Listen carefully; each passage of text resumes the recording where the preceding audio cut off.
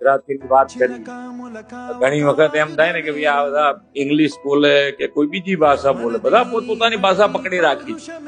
આપણા ગુજરાતીનો સ્વભાવ સારો છે કે આપણે સામે એડજસ્ટ થવાની કોશિશ કરીએ. ને એડજસ્ટ કરવામાં પછી કંઈક શબ્દ આડો ઓડો બોલાય એટલે પાછું અહીંયા રેડી જ હોય. અમે તો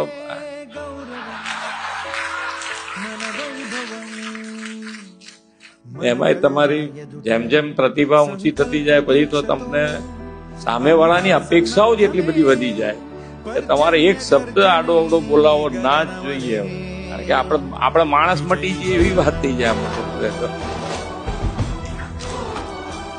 માણસ માત્ર ભૂલને પાત્ર.